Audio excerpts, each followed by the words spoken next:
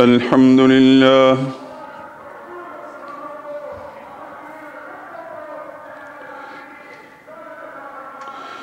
الحمد لله وحده والصلاة والسلام على من لا نبي بعده ولا رسول بعده ولا معصوم بعده أما بعد فإن خير الحديث كتاب الله وخير الهدي هدي محمد صلى الله عليه وسلم وشر الأمور محدثاتها وكل محدثة بدعة وكل بدعة ضلالة وكل ضلالة في النار. أعوذ بالله من الشيطان الرجيم. بسم الله الرحمن الرحيم. يا أيها الذين آمنوا اتقوا الله وكونوا مع الصادقين.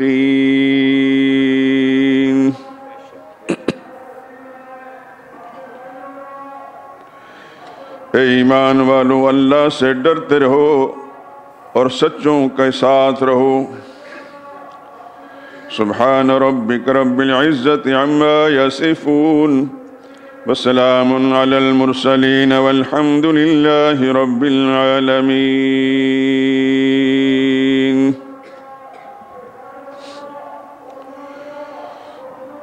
درود پاک پڑھ لیں.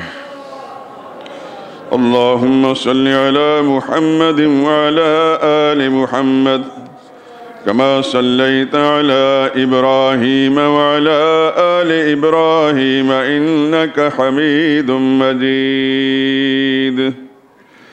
اللهم بارك على محمد وعلى آل محمد كما باركت على إبراهيم وعلى آل إبراهيم إنك حميد مجيد.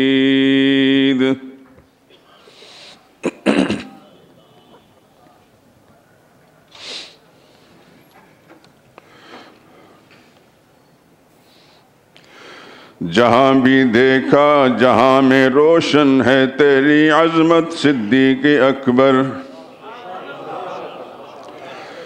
جہاں بھی دیکھا جہاں میں روشن ہے تیری عظمت صدیق اکبر. نبی نے خود ہی بنایا تجھ کو امام امت صدیق اکبر.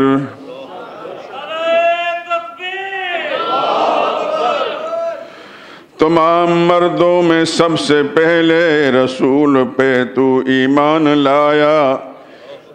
ایمان لا کر خدا کے دین پر خزانہ سبھی اپنا لٹایا.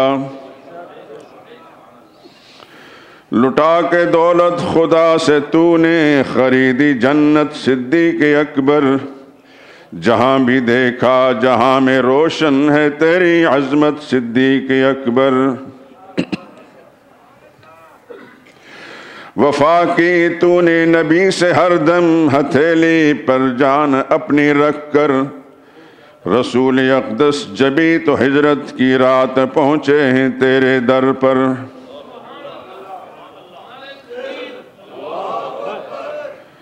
بلند کر دی جہاں میں تو نے وفا کی عزت صدیق اکبر.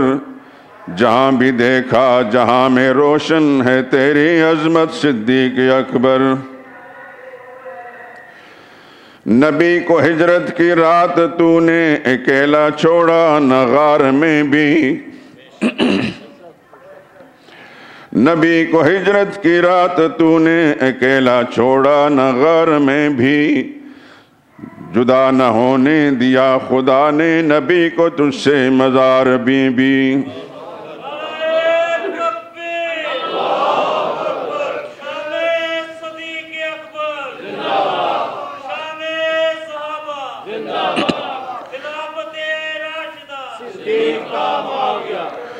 نبی کو ہجرت کی رات تو نے اکیلا چھوڑا نہ غار میں بھی، جدا نہ ہونے دیا خدا نے نبی کو تجھ سے مزار میں بھی۔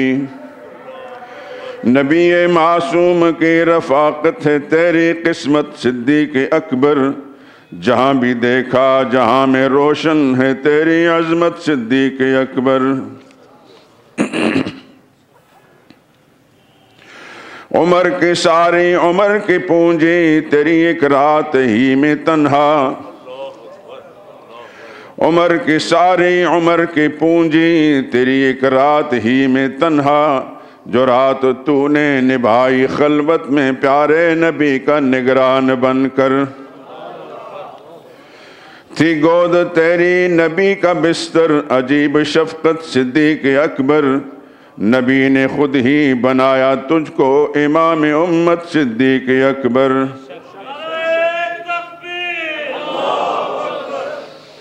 جہان سارا تیری صداقت پہ حد سے زیادہ حیراں ہے اب تک، فقط سبائی تیرے حسد کی بنا پر ماتم کنا ہے اب تک۔ جہان سارا تیری صداقت پہ حد سے زیادہ حیراں ہے اب تک، فقط سبائی تیرے حسد کی بنا پہ ماتم کنا ہے اب تک۔ عطا کی تجھ کو میرے خدا نے مزید رفعت صدیق اکبر، جہاں بھی دیکھا جہاں میں روشن ہے تیری عظمت صدیق اکبر۔ تیری ہی دختر نبی کی زوجہ، نبی کی زوجہ ہماری ماں ہے،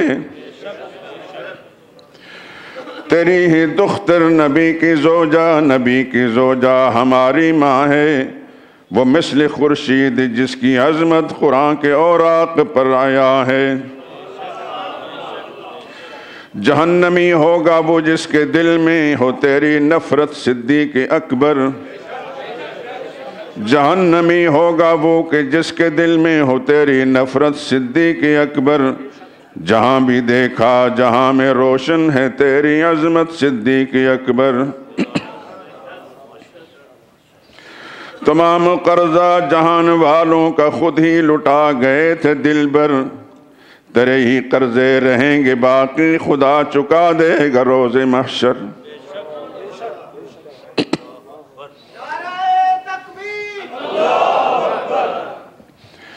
تمام قرضہ جہان والوں کا خود ہی لٹا گئے تھے دلبر، تیرے ہی قرضے رہیں گے باقی خدا چکا دے گا روز محشر۔ جمع ہے خلد بری میں تیری تمام دولت صدیق اکبر، جمع ہے خلد بری میں تیری تمام دولت صدیق اکبر، جہاں بھی دیکھا جہاں میں روشن ہے تیری عظمت صدیق اکبر۔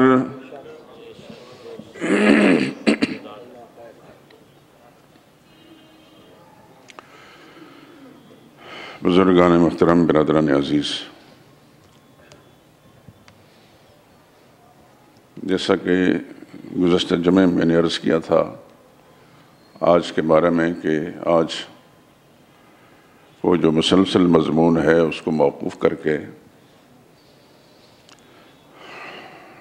کائنات انسانی کے وہ انسان جو انبیاء کے بعد سب سے بڑے انسان ہیں، جن کے بارے میں یہ مسلمہ اصول شروع سے چلا رہا ہے، افضل البشر بعد الانبیاء بالتحقیق، سارے نبیوں کے بعد سب سے بڑا انسان۔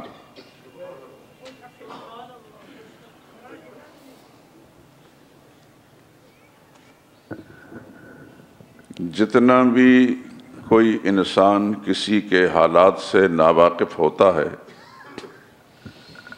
اتنی ہی اس کی عظمت اور رفعت اس کے دل میں کم ہوتی ہے۔ لیکن جوں کوئی خوش نصیب انسان کسی ایسی ہی باعظمت شخصیت سے آگاہ ہوتی ہے تو اس کو پھر اس دنیا میں کوئی بھی پیغمبر کے بعد نہیں جچتا۔ میں جو کچھ کہہ رہا ہوں آپ حضرات سے، یہ غلو عقیدت مت سمجھیے۔ عقیدت تو ہمیں سبھی سے ہے، نبی کی ہر نسبت ہمیں پیاری ہے. یہ سب دوستوں سے میں عرض کروں کہ نبی پیارے ہیں تو ان کی ہر نسبت پیاری ہے. نبی سے پیار ہے کہ تو نبی کے جوتے سے بھی پیار ہے. ہر وہ چیز جو نبی کے ساتھ منسوب ہو گئی وہ ساری کائنات سے برتر ہو گئی. ایک مثال عرض کرتا ہوں. جب تک سرور عالم صلی اللہ علیہ وسلم نے ہجرت نہیں فرمائی تھی،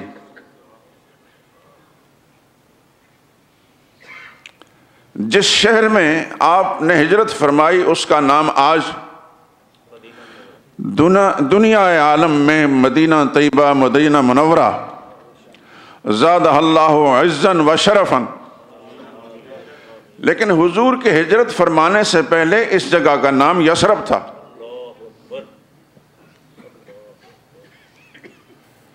جب تک پیغمبر خدا صلی اللہ علیہ وسلم کے مبارک قدم وہاں نہیں پہنچے تھے یہ جگہ یثرب کہلاتی تھی. یثرب کا معنی ہے خون ریزی کی جگہ، فتنہ و فساد کی جگہ.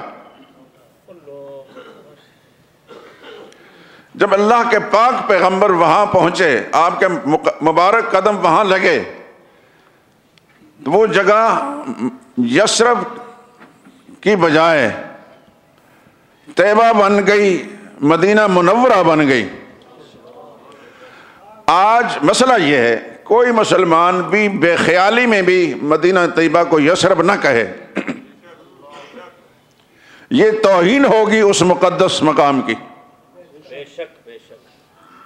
علماء نے یہ مسئلہ لکھا ہے کہ بے دہانی میں اگر کوئی مدینہ طیبہ کو یثرب کہہ دیتا تو جب تک 10 مرتبہ مدینہ طیبہ نہیں کہے گا اس کا کفارہ نہیں ہوگا.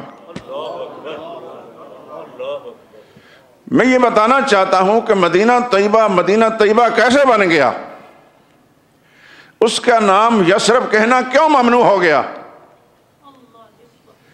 اس لیے کہ سرور عالم صلی اللہ علیہ وسلم کے ساتھ جب نسبت قائم ہو گئی وہ ساری دنیا مکہ معظمہ کو چھوڑ کر روئے زمین سے زیادہ برتر ہو گئی.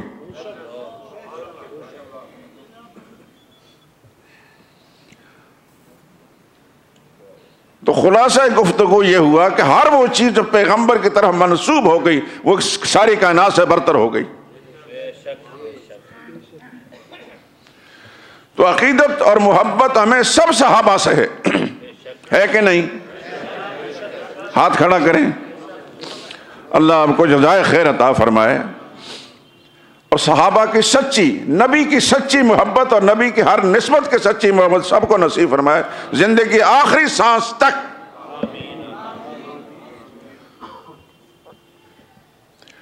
لیکن کچھ شخصیتیں ایسی ہیں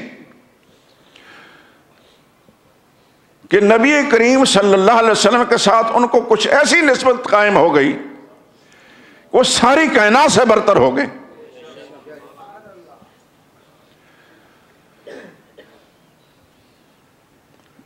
صدیقہ بنت صدیق،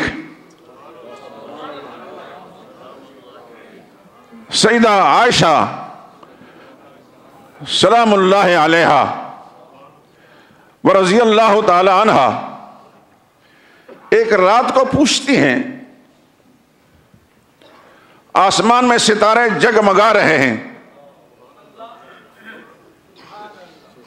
آپ چونکہ لاہوری ہیں اور لاہور شہر میں رہنے کے سبب سے ہر طرف بجلیاں روشنیاں چمکتی ہیں، اس واسطے آسمان کے ستارے رات کو اس درجے میں نظر نہیں آتے جو دیہاتی لوگ دیکھتے ہیں.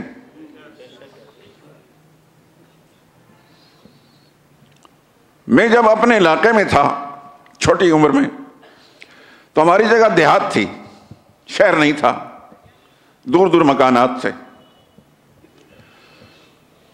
تو رات کے وقت ہم دیکھتے آسمان میں ستارے اس قدر زیادہ تھے کہ اس کا تصور جب پنجاب میں آئے ہیں تو پھر آج تک ممکن نہیں ہوا.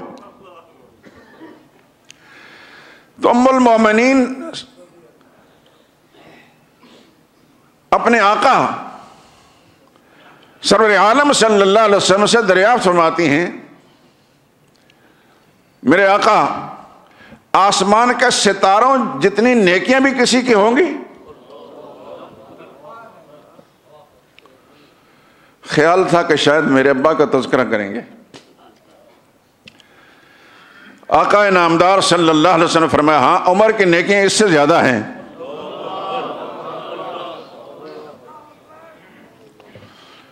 سچی بات یہ ہے میرے دوستو، نہ میں نے پہچانا ہے ان مقدس انسانوں کو، نہ آپ پہچانتے ہیں، اور بے شمار انسان ہماری طرح ہوگا کہ جن کو ان کا درک نہیں کہ یہ کیا لوگ ہیں. صرف اسی ایک بات سے اندازہ فرما لیں کہ آسمان کے ستاروں کو گن سکتا ہے. ام المومنین پوچھنے والی ہیں اور بیان کرنے والے رسول اللہ صلی اللہ علیہ وسلم ہیں. کائنات انسانی کے وہ انسان ہیں جو خدا نے اس دھرتی پر ایسا بنایا ہے کسی کو نہیں، اور قیامت تک بنائیں گے کسی کو نہیں. وہ جواب دے رہے ہیں کہ عمر کی نیکیاں آسمان کے ستاروں سے زیادہ ہیں. تو ام المومنین پوچھتے ہیں یا رسول اللہ پھر میرے ابا؟ اللہ اکبر. آپ نے ارشاد فرمایا عائشہ کیا پوچھتی ہو تم اپنے ابا کے بارے میں؟ تمہارے ابا کی ایک رات کی نیکی عمر کی ساری زندگی نیکیوں سے برتر ہے.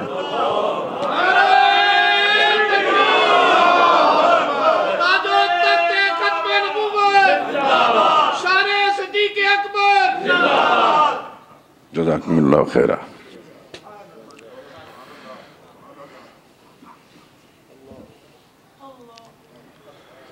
اللہ اکبر، کیا مقام ہے. میں آپ کے سامنے اپنی حقیقت بیان کرتا رہتا ہوں. میں ایک ادنا سا طالب علم ہوں. مجھے الحمدللہ العظیم آج تک ایک پل کے لیے بھی وسوسہ بھی نہیں آیا کہ میں معروف معنی میں عالم ہوں یا مولوی ہوں، اور اللہ مجھے زندگی آخری سانس تک اس سے محفوظ رکھے. البتہ اہل دین کا خادم تھا اور ہوں، اور انشاءاللہ رہوں گا، اور آپ حضرات کا بھی ایک خادم ہوں. صرف اتنا فرق یہ ہے کہ مجھے کچھ ڈیوٹی ایسی سونپی گئی ہے کہ اس منصب پر بیٹھ کر میں کچھ اپنی ذمہ داریاں پوری کرتے ہوئے آپ حضرات کے سامنے کچھ باتیں کہہ دیتا ہوں. عین ممکن ہے کہ میری معلومات کے مقابلے میں آپ حضرات کی معلومات زیادہ ہوں.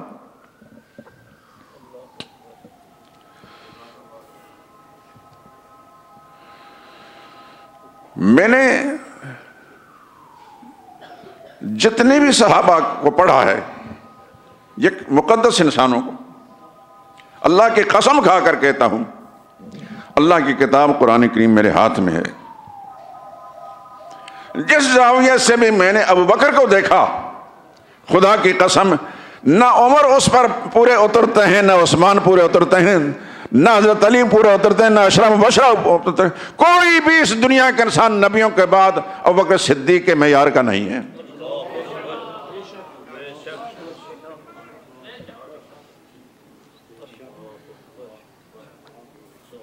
کبھی کبھی تنہائی میں بیٹھتے ہوئے میں جب ان کے بارے میں پڑھتا ہوں تو بے اختیار میری آنکھوں سے آنسو نکل آتے ہیں. یا اللہ کیا انسان تھا یہ.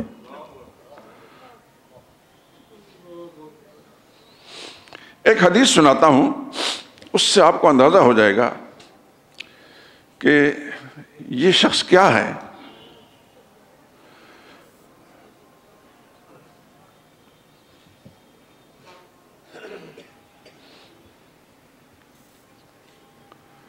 وہ کسی شاعر نے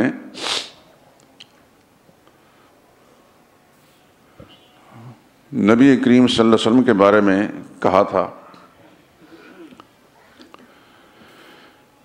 کہ میں اپنے کلام سے نبی کی تعریف نہیں کر پاتا، نبی کا ذکر کر کے میں اپنے کلام کی تعریف کر رہا ہوں.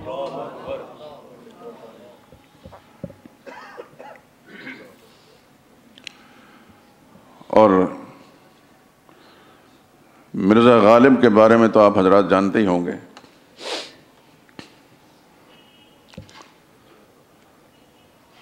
ساری زندگی شراب میں گزری.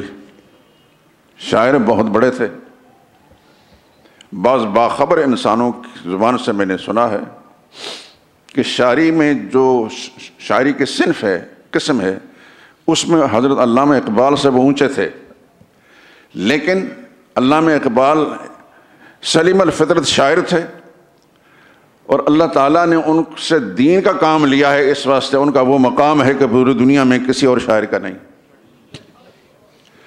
لیکن ایک شاعری کا ایک خاص ملکہ ہوتا ہے، اس ملکے کے اندر مرزا غالب اونچے تھے۔ تو بعض اوقات اللہ تعالیٰ ایسے رندوں سے بھی ایسی باتیں نکلوا دیتا ہے کہ اس نے ایک شعر کہا ہے حضور صلی اللہ علیہ وسلم کے بارے میں، ساری دنیا کے شعروں پر بھاری ہے۔ کہتا ہے غالب ثنائے خواجہ بیزداں گذاشتیم، اپنے آپ کو مخاطب کہتے ہیں کہ ثنائے خواجہ محمد رسول اللہ صلی اللہ علیہ وسلم کی مدح اور تعریف، بیزداں گذاشتیم، یہ معاملہ ہم نے اللہ کے حوالے کر رکھا ہے۔ کاں ذات پاک مرتبہ دانے محمد است، کیونکہ دنیا کا کوئی انسان محمد مصطفیٰ کا مرتبہ مقام نہیں جان سکتا، جاننے والی ذات پروردگار عالم ہے جنہوں نے ان کو یہ مقام بخشا ہے۔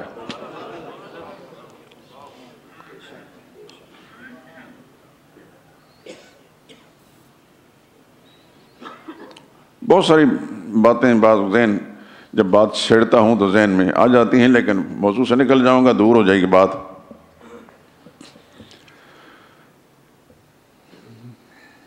تو محمد مصطفیٰ صلی اللہ علیہ وسلم کا مقام تو خیر اس دھرتی پر اللہ نے جس کو بھی بنایا ہے، آپ سے پہلے بھی اور قیامت تک جس کو بنائیں گے، اللہ نے محمد مصطفیٰ صلی اللہ علیہ وسلم کو وہ مقام عطا فرمایا، نہ پہلوں کو نصیب ہوا، نہ آئندہ کے کسی کو نصیب ہوگا۔ لیکن ہر وہ چیز جو رسول اللہ کے ساتھ جڑ گئی، منسوب ہو گئی، وہ بھی ساری کائنات سے برتر ہو گئی۔ نبی کے ساتھی انبیاء سے کم تر ہیں، سابقہ انبیاء سے کم تر ہیں، لیکن ساری کائنات سے برتر ہیں۔ دنیا کے کسی نبی کی امت کو وہ شرف نہیں ملا جو محمد رسول اللہ کے ساتھیوں کو ملا ہے۔ میں کبھی کبھی آپ حضرات سے یہ گزارش کیا کرتا ہوں کہ صحابہ کے تذکروں پر مشتمل جو کتابیں ہیں ان کو مطالعے میں رکھیں۔ اللہ آپ کو سلامت رکھے، اللہ جزائے خیر عطا فرمائے۔ ایک 8ویں صدی کے اندر ایک کتاب لکھی تھی حافظ ابن حجر عسقلانی، بہت بڑے محدث گزرے ہیں، شافعی المذہب تھے۔ بخاری شریف کی انہوں نے شرح لکھی ہے فتح الباری کے نام سے، دنیا کی بے مثال شرح ہے۔ ہر مسلک کے لوگ ان کی اس کتاب کی تعریف کرتے ہیں۔ حافظ بن حجر عسقلانی نے صحابہ کے تذکرے پر بھی کتاب لکھی ہے، اس کا نام ہے اصابہ فی تمییز الصحابہ۔ میں ایک طالب علم ہوں، بہت ساری کتابیں صحابہ کے تذکرے پر میرے پاس ہیں، لیکن اتنی جامع کتاب کوئی اور نہیں۔ میں اس لیے اس کا مشورہ دے رہا ہوں، اور خوش قسمتی یہ ہے کہ اس کا ترجمہ بھی ہو گیا ہے۔ اردو بازار میں ہمارے دوست ہیں مکتبہ رحمانیہ والے، انہوں نے ترجمہ کرا کے اس کتاب کو شائع کر دی 8 جلدوں میں۔ جو پڑھنے والے مطالعہ لوگ ہیں ان کو کچھ ذوق ہوتا ہے پڑھنے کا، اللہ کرے کہ آپ کو ذوق ہو، اور اگر پہلے نہیں تھا تو اب میری اس معروضات سننے کے بعد بڑھ جائے۔ اس سے انشاءاللہ العزیز نہ صرف یہ کہ آپ کے دل و دماغ روشن ہوں گے، آپ یہ روشنی پھیلائیں گے۔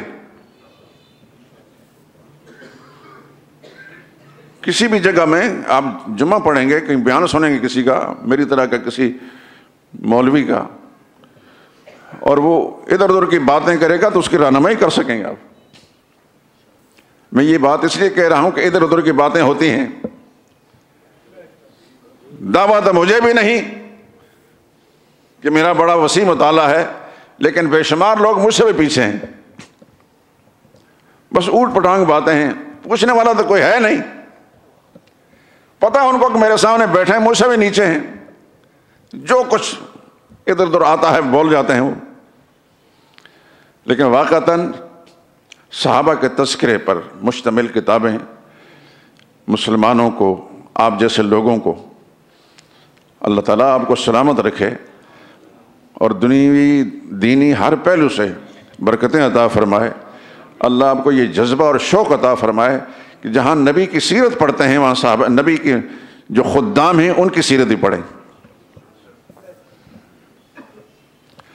آج بھی ہم نبی کے ایسے ہی خادم کا تذکرہ کر رہے ہیں جو نبی کے تو خادم تھے، پوری دھرتی کے انسانوں سے برتر تھے. میں سنا رہا تھا کہ ایک حدیث سنانا چاہتا ہوں. حضرت اوس بن مالک ایک صحابی ہیں،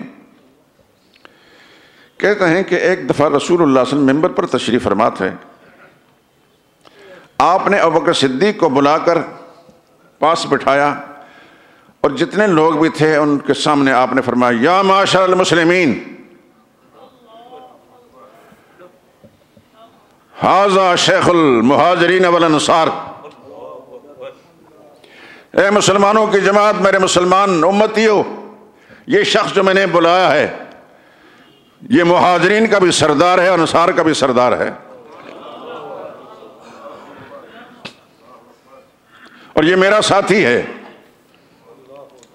یہ جملہ اس پہ غور فرمائیے، یہ میرا ساتھی ہے. اس نے اس وقت میری تصدیق کی جب ہر انسان مجھے جھٹلا رہا تھا، اپنے بھی جھٹلا رہے تھے، حتیٰ کہ اس وقت تصدیق کی ابوبکر نے کہ حضرت عمر بھی جھٹلا رہے تھے. میں حضرت عمر کا نام اس لیے دیتا ہوں کہ ابوبکر صدیق کے بعد امت کا متفقہ فیصلہ کے مقام عمر کا ہی ہے، لیکن عمر نے بھی اس وقت جھٹلایا، اپنے خاندان والوں نے بھی جھٹلایا. نہ حضرت حمزہ نے مانا، نہ حضرت عباس نے مانا. اپنے بیگانے سب نے جھٹلایا.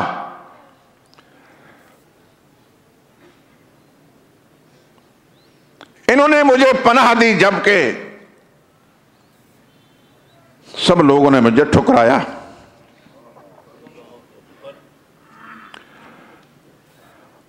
اور یہ انسان ہے جس نے اپنا مال مجھ پر خرچ کیا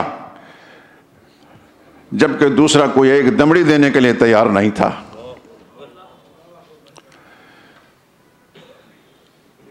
اسی نے بلال کو خریدا اور خرید کر میری خدمت میں دے دیا. اگلا جملہ سنیے، اس کے ساتھ بغض رکھنے والے پر اللہ کی لعنت. ابو بکر کے ساتھ بغض رکھنے والوں پر اللہ کی لعنت اور ساری کائنات کی لعنت. پھر فرمایا اللہ ایسے شخص سے بری ہے، ایسے شخص کا جو بکر کے ساتھ بغض رکھتا ہے اس کے ساتھ خدا کا کوئی تعلق نہیں. جو شخص مجھ سے لا تعلقی چاہتا ہے، خدا سے لا تعلقی چاہتا ہے، وہ بکر سے بغض رکھے.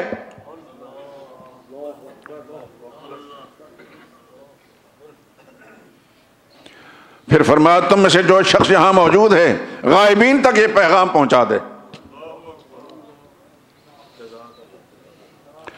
پھر ابوبکر صدیق سے فرمایا بیٹھ جاؤ،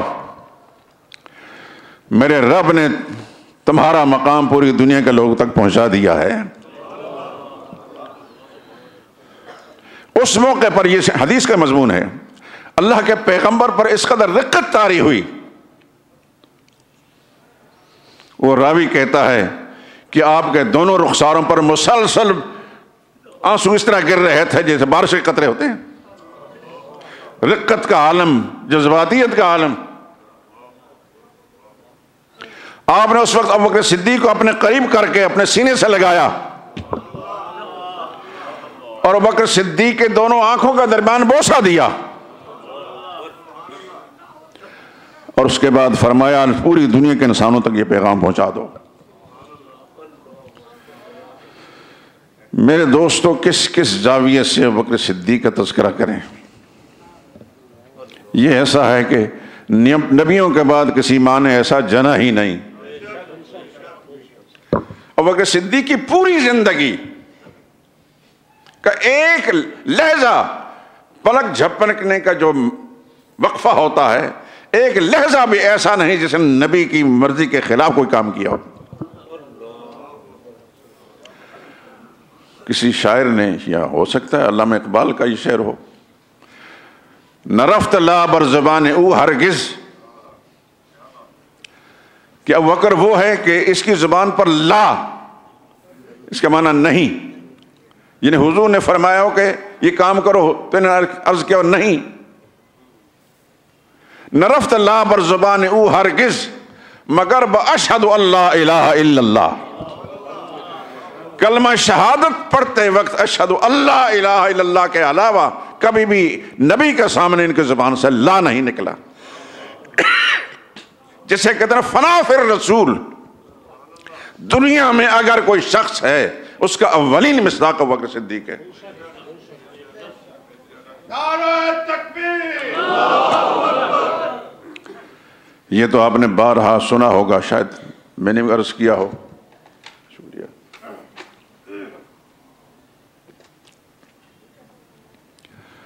معراج کی صبح، رات کے بعد صبح، سرور عالم صلی اللہ علیہ وسلم نے فرمایا کہ آج رات میرے اللہ نے مجھے یہاں سے بلایا، بیت المقدس پہنچایا، اور وہاں سے عالم بالا میں جہاں تک پہنچانا تھا پہنچایا. قرآن کیا کہتا ہے اس کے بارے میں؟ سبحان الذی اسریٰ بعبدہ لیلا من المسجد الحرام الی المسجد الاقصی.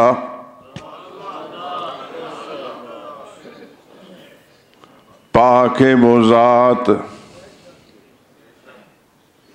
اللہ آپ کو جزائے خیر دے. آپ سننے آ جاتے ہیں اور میں اپنے دل کی بات آپ تک کہنے میں آسانی محسوس کرتا ہوں. پتہ ہے کہ لفظ سبحان سے کیوں شروع کیا؟ یہ اچانک میرا ذہن منتقل ہوا. یہ 15ویں پارے کی پہلی صورت ہے، سورہ بنی اسرائیل. اس کی یہ پہلی آیت. اس سے متصل اگلی صورت ہے سورہ کہف. اس کی پہلی آیت ہے الحمدللہ الذی انزل علی عبدہ الکتاب. اس صورت کو شروع کیا سبحان الذی سے اور اس کو الحمدللہ سے شروع کیا. تھوڑا سا میں اس چیز کو سمجھانے کے لیے مزید کچھ باتیں جو آپ کو معلوم ہیں یاد دہانی کرا دوں. آپ جب تکبیر تحریمہ پڑھ کر نماز شروع کرتے ہیں تو ثنا پڑھتے ہیں، یاد ہے نا سب کو؟ ذرا سنائیں. سبحانک اللہم، سبحانک اللہم و بحمدک. سبحان کا لفظ پہلے ہے، حمد بعد میں ہے. قرآن کریم کے ایک سورت کے آخر میں سبحان ربک رب العزت عما یصفون وسلام علی المرسلین والحمد للہ رب العالمین. بتانا یہ چاہتا ہوں کہ قرآن کریم کے اندر، احادیث مبارکہ کے اندر یہ دو لفظ اکٹھے آتے ہیں، اس میں سبحان پہلے آتا ہے اور الحمد بعد میں آتا ہے. اس سے اب معنی سمجھ میں آئے گا آپ کو. ظاہر میں تو لفظ سبحان کا معنی ہے پاک. تو پاک تو آپ بھی ہیں الحمدللہ. آپ کی مسجد کی قالین بھی پاک ہے، مسجد پاک ہے، آپ کے کپڑے پاک ہے، آپ کا بدن پاک ہے. کیا اللہ بھی ایسا ہی پاک ہے جیسے ہمارا وجود پاک ہے؟ ہر چیز کی پاکی اس کی شان کے مناسب ہوتی ہے. انسان پاک ہے یعنی ناپاکی نہیں لگی ہوئی، جگہ پاک ہے یعنی اس میں پلیدی پڑی ہوئی نہیں، کپڑا پاک ہے جس میں ناپاکی نہیں. اور اللہ پاک ہے، شریکوں سے پاک ہے، کمزوریوں سے پاک ہے، خامیوں سے پاک ہے، نقائص سے پاک ہے، قصور سے پاک ہے، فطور سے پاک ہے.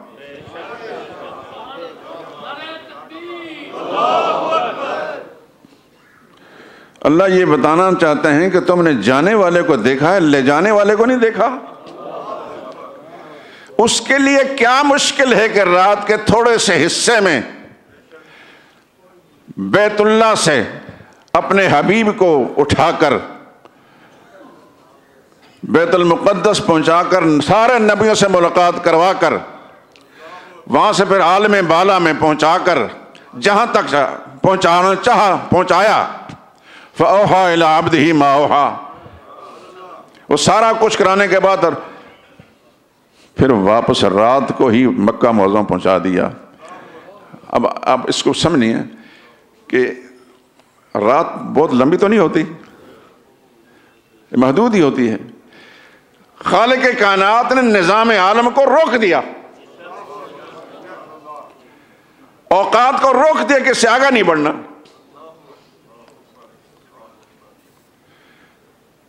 درمیان میں کتنا وقفہ گزرا نہ اللہ نے بتایا نہ ہم کچھ جان سکتے ہیں. اپنے حبیب کو بیت المقدس میں پہنچایا، کوئی ٹائم تو لگا ہوگا، نبیوں سے ملاقاتیں بھی ہوئی، نمازیں بھی پڑھی اکٹھی. وہاں سے پھر عالم بالا، پہلے آسمان، دوسرے آسمان، تیسرے آسمان، چوتھے آسمان، پانچویں، ساتویں، آٹھویں، سدرۃ المنتہا تک پہنچانے کے بعد فرشتہ وہاں رک گیا.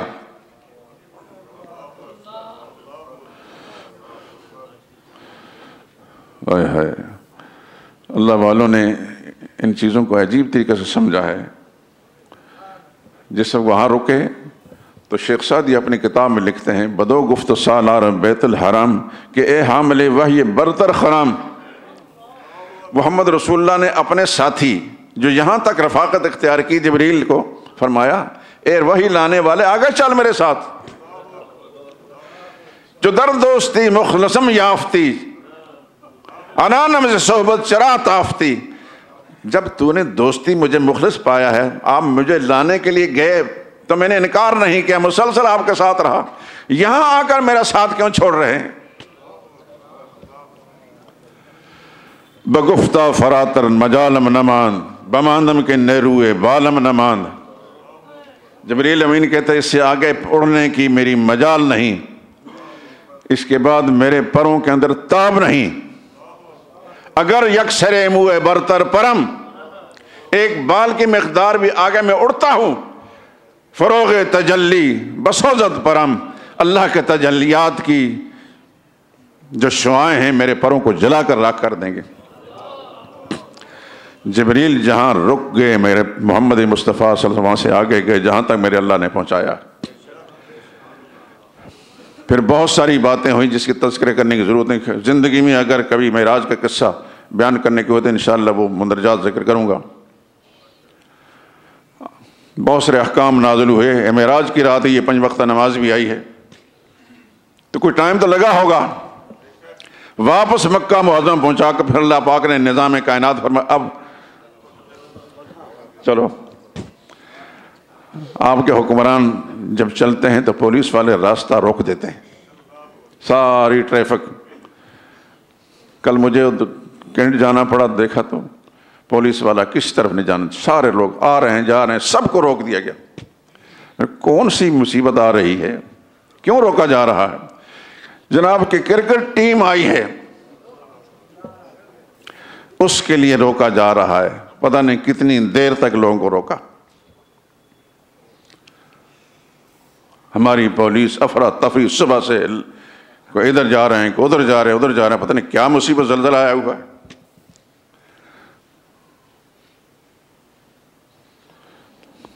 اگر اتنا تحفظ اپنی قوم کا کریں تو قوم کے ہر فرد کے دل کے اندر ان کی محبت بھی ہو. اللہ کرے کہ ہمارے پولیس کے مسلمان بھائی جو ہیں ان کے دل کے اندر بھی اپنے مسلمان بھائیوں کی عظمت ہو جیسے دیگر ممالک کے اندر ہے. وہاں پولیس والے کے ساتھ لوگ بغض نہیں رکھتے، نہ پولیس والا ان کو اپنا دشمن سمجھ کر ان کے ساتھ وہ تشدد والا سلوک کرتا ہے جو یہاں ہوتا ہے. میں غلط تو نہیں کہہ رہا، بے شمار پولیس والے میرے دوست ہیں، رہے ہیں، اب بھی ہیں، ان کو خدا جزائے خیر دے. اس شہر کے اندر، اس پنجاب کے اندر ایک آئی جی پولیس تھے جہاں زیب برقی، آپ نے سنا ہوگا، نام دیکھا بھی ہوگا. چند سال پہلے ان کا انتقال ہوا ہے. 1982 میں ہمارے درس میں شریک ہوئے. وہ دن پھر زندگی آخری سانس تک. جب آئے تھے تو داڑھی نہیں تھی، جب گئے ہیں تو آپ کے پاکستان کے ایک بڑے شیخ الحدیث کی طرح ان کی داڑھی. الحمدللہ اس گناہگار کی تھوڑی سی محنت کے نتیجے میں اللہ پاک نے ان کے عقیدے بھی درست ہوئے، وہ کتابوں کا مطالعہ بھی انہوں نے کیا، سب کچھ کیا، ایک اچھی خاصی لائبریری میرے مشورے سے انہوں نے بنائی تھی۔ اس طرح اور بہت سارے لوگ، سب کا نام نہیں لینا چاہتا، ہمارے دوست ہیں اب بھی، لیکن کچھ افراد ایسے بھی ہیں، اللہ ان کو ہدایت دے، کہ اپنی قوم کے ساتھ ان کا سلوک اچھا نہیں ہوتا۔ ہم ان کے لیے ہدایت کی دعا کرتے، نفرت نہیں۔ اللہ اکبر۔ تو محمد رسول اللہ صلی اللہ علیہ وسلم واپس تشریف راتوں رات، اور صبح کے وقت حضور صلی اللہ علیہ وسلم نے ابو جہل ملعون بھی تھا اور لوگ بھی، ان سے فرمایا کہ آج رات میرے اللہ نے مجھے بلایا عالم بالا میں۔ تو لوگوں نے مذاق اڑانا شروع کر دیا، بغلیں بجانی شروع کر دی۔ ابو جہل سرغنہ تھا اس کفر کا، وہ ایک ایک کو پکڑ کر کے دیکھو کیا کہہ رہا ہے یہ شخص، محمد کیا کہہ رہا ہے۔ تو جو ازلی بدبخت اور اصلی اور نسلی بدبخت بد نصیب تھے، انہوں نے وہی بات کہی جو ایسے لوگ کہتے ہیں۔ ان کو زیادہ خوشی اس بات کی تھی کہ آج ابو بکر کو محمد سے برگشتہ کریں گے۔ ابو بکر صدیق وہاں موجود نہیں تھے، باہر سے آئے تو بھاگے بھاگے ان کے پاس گئے۔ ابھی ان کا حضور صلی اللہ علیہ وسلم کے ساتھ آمنا سامنا نہیں ہوا تھا، یہ مشرکین پہنچ گئے، کہنے لگے کیا کہتے ہو کہ اس شخص کے بارے میں جو کہتا ہے کہ یہاں سے رات کے تھوڑے سے حصے میں فلسطین گیا، بیت المقدس گیا، وہاں سے پہلے آسمان پر، دوسرے تیسرے ساتویں آسمان سے اوپر گیا، پھر واپس آ بھی گیا، کیا کہتے ہو؟ ابو بکر صدیق تو ابو بکر صدیق تھے نا، کہنے لگا کہنے والا ہے کون؟ پہلے کہنے والے کو دیکھیں گے، کہنے لگا وہی جو تمہارا ساتھی ہے۔ فرمایا میں نے سنا نہیں اپنے کان سے، لیکن اگر وہ کہتے ہیں تو میں بغیر ان کے سنے کے تصدیق کرتا ہوں کہ جو کچھ محمد مصطفیٰ نے سچ فرمایا۔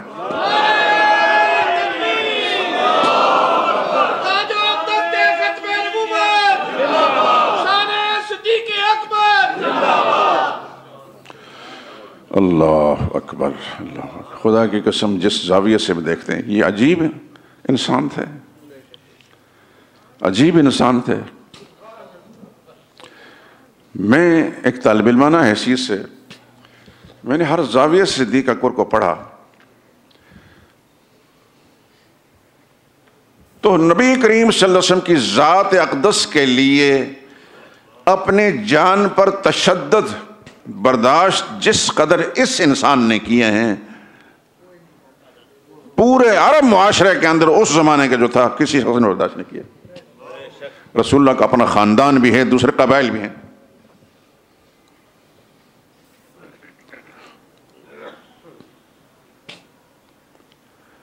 ایک دفعہ نبی کریم صلی اللہ علیہ وسلم نماز ادا فرما رہے تھے، ایک بدبخت آیا، اس نے گلے میں کپڑا ڈال کر رسول اللہ صلی اللہ علیہ وسلم کو کھینچنے کی کوشش کی کہ آپ کی سانس رکنے لگی۔ اتنے ابو بکر صدیق کو کہیں پتہ چلا، بھاگتے بھاگتے وہاں پہنچے اور اپنی جان پر کھیل گئے، ایک کو مارا، دوسرے کو مارا، تیسرے کو مارا، چوتھے کو مارا۔ اتقتلون رجلا ان یقول ربی اللہ، کہ اس شخص کو تم مارتے ہو کہ جس کا جرم صرف اتنا کہتا ہے میرا رب اللہ ہے۔ یہ جن کو تم رب کہتے ہو، یہ ان کو رب نہیں مانتا، اللہ کو رب مانتا، بس یہ قصور ہے۔ ان ظالموں نے نبی کریم صلی اللہ علیہ وسلم کو چھوڑ دیا، سارے کے سارے ابو بکر صدیق کو مارنے لگے، اس حد تک مارا کہ زمین پر گرا کر ان میں سے ایک بدبخت ایسا تھا کہ اس نے سخت قسم کے جوتوں سے آپ کے چہرے پر ضربیں لگائیں، ناک آپ کی بالکل بیٹھ گئی، چہرہ اس قدر سوج گیا کہ پتہ نہیں چلتا تھا کہ ناک بھی ہے کہ نہیں، اور صدیق اکبر بے ہوش ہو گئے۔ خاندان کے لوگ، ان کو کہیں پتہ چلا، بنو تیم، وہ بھاگتے بھاگتے آئے۔ چونکہ آپ جانتے ہیں کہ قبائلی معاملات ایسے ہوتے ہیں کہ قبیلے کے کسی آدمی کے ساتھ اگر کسی نے تشدد کیا تو پھر قبیلوں میں لڑائی شروع ہو جاتی ہے۔ بارے یہ مشرک بھاگے وہاں سے، اور بنو تیم کے لوگ اٹھا کر صدیق اکبر کے گھر لے گئے،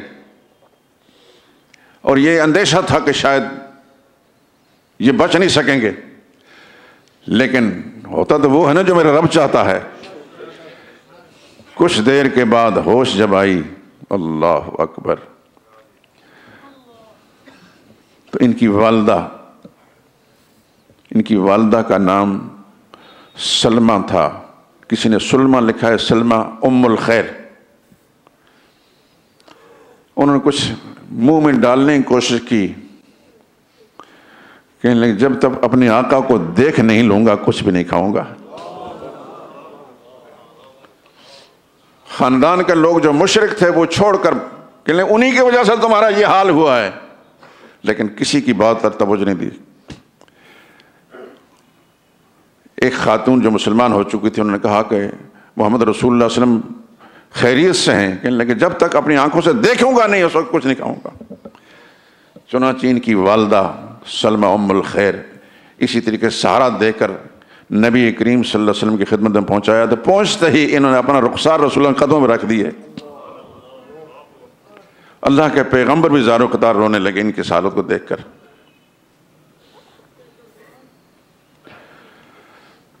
یہ ایک واقعہ نہیں، بے شمار واقعات ایسے ہیں کہ انہوں نے ماریں کھائی ہیں.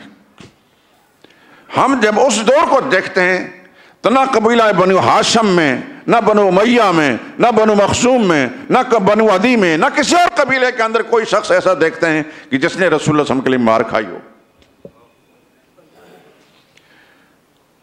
مکی زندگی کے اندر اگر کوئی شخص مار کھاتا ہے، بار بار مار کھاتا ہے، زخمی ہو جاتا ہے، لہو لہان ہو جاتا ہے، وہ ابوبکر صدیق ہیں.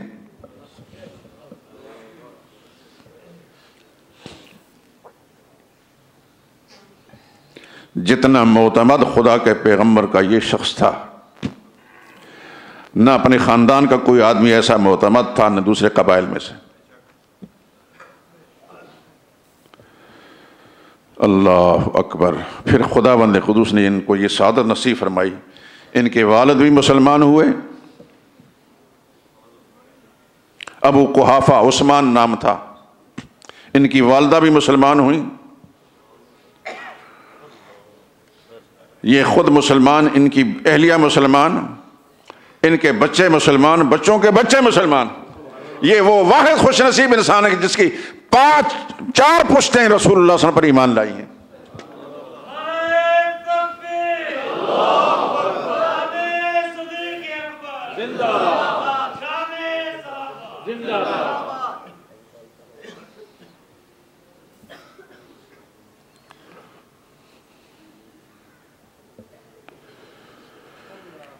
اللہ اکبر.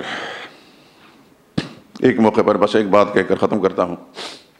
ان کا اور سیدنا فاروق اعظم کے مابین کسی معاملے میں کچھ تکرار ہو گیا. یہ چونکہ اندر باہر سے صادق تھے، شیشے کی طرح، تو ایسا آدمی راست باز جو ہوتا ہے بعض اوقات اس کی زبان پر سخت الفاظ بھی آ جاتے ہیں. اور اپنے ساتھی ہے، انہوں نے کچھ سخت الفاظ کہے حضرت عمر کے بارے میں، ان کو براہ راست کہے، وہ ناراض ہو گئے. فطرت انسان کی اپنے ساتھی سے انسان توقع نہیں رکھتا کہ ایسی سخت بات کو کہے. ان کو تنبہ ہوا، انہوں نے ان سے معافی مانگنے کی کوشش کی، لیکن فاروق اعظم نے نہیں مانا. وہ گھر واپس چلے گئے، یہ گھر تک گئے لیکن انہوں نے نہیں مانا. یہ واپس آ گئے. ان کو خیال ہوا کہ میں نے غلطی کی، میں نے اپنے بھائی مخلص ساتھی ابو بکر کی بات کو نہیں مانا، معذرت کر لینی چاہیے تھی. یہ تو منوانے گئے تھے. اللہ اکبر. ان کو خیال گزرا کہ اب میں نے چونکہ بار بار کی کوششوں کے باوجود ان کی بات نہیں مانی، اب یہ میری بات نہیں مانیں گے. وہ اب سفارش کرنے کے لیے رسول اللہ صلی اللہ علیہ وسلم کی خدمت میں پہنچے. یا رسول اللہ، مجھ سے غلطی ہو گئی، میں نے نہیں مانا، میرے ساتھی مجھ سے ناراض ہو گئے، آپ کے کہنے پر مان جائیں گے. ابو بکر صدیق پہنچے، ابھی کوئی بات نہیں کی تھی، بلکہ یہ کہنے لگے ابو بکر صدیق، یا رسول اللہ غلطی مجھ سے ہوئی تھی، ان سے نہیں ہوئی تھی. نبی کریم صلی اللہ علیہ وسلم یہ بات نہیں سنی کہ کس سے غلطی ہوئی.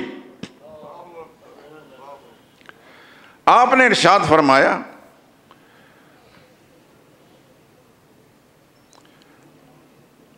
جب سب انکار کر رہے تھے میرا، انہوں نے مجھے مانا ہے.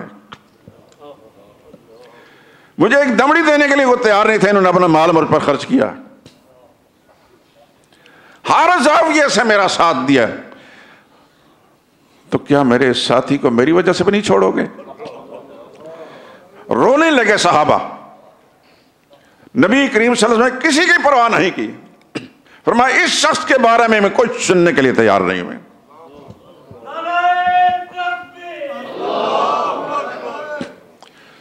اتنے واقعات ہیں میرے دوستو کہ پتہ نہیں کتنا عرصہ لگ سکتا ہے. صرف مختصر سے بطور نمونہ سمپل کہ میں نے آپ حضرات کی خدمت کر دی کہ صدیق اکبر وہ ہیں اس جیسا نبیوں کے بعد خدا نے اس دھرتی پر کسی کو نہیں بنایا اور قیامت تک کسی کو نہیں بنائیں گے. لیکن آپ کے اس ملک کے اندر کلمے کے نام پر بنائے گئے اس ملک کے اندر مسلمان کہلانے والے ملک کے اندر مسلمان حکمرانوں کی موجودگی میں مدینہ کی ریاست بنانے والوں کے اپنے ہی لوگ، میں کسی کا نام نہیں لے سکتا کہ مجھے حتمی طور پر بات ملے، لیکن انہی کی شہ یقیناً ہے کہ اب تک ان پر کسی قسم کی قدغن نہیں لگی. یہ پہلی مرتبہ ہے پاکستان کے اندر ابوبکر صدیق کو گالیاں بکی گئیں. صحابہ اکرام کو اجمالی طور پر بھونکنے والے پہلے بھونکتے تھے، لیکن ابوبکر صدیق کا نام لے کر کوئی کتا نہیں بھونکا. پہلی مرتبہ پاکستان کے اندر کتے بھونکتے رہے. ہم ان پر، ان کی نسلوں پر کروڑ ہا کی لعنت بھیجتے ہیں. مرنا ہم نے ہے، تبھی موت بھی مریں گے. شہادت کی موت بھی آ سکتی ہے. صرف اس لیے سچ بات کہنا چھوڑ دیں، کوئی مار نہ دے گا، تبھی موت مریں گے تو شاید اتنی راحت والی نہیں ہوگی جو شہادت کی موت میں راحت ہے. سرور عالم نے فرمایا زمین پر ایک شہید کے خون کا قطرہ نہیں پہنچنے پاتا کہ پہلے اللہ اس کو جنت پہنچا دیتے ہیں. موت خدا سے شہادت ہی کی مانگتے ہیں. کسی کو چھیڑنا ہمارا مزاج نہیں، لیکن نبی کریم صلی اللہ علیہ وسلم کی ذات پر کوئی کتا بھونکے یا نبی کے ان محبوبوں پر بھونکے اس کو برداشت بھی نہیں کر سکتے.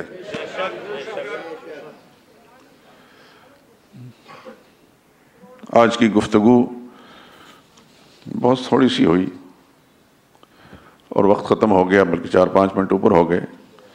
آج موقوف کرتے ہیں. اگر زندگی نے ساتھ دیا تو پھر انشاءاللہ اس مقدس انسان کا تذکرہ کریں گے. وآخر دعوانا ان الحمد للہ رب العالمین.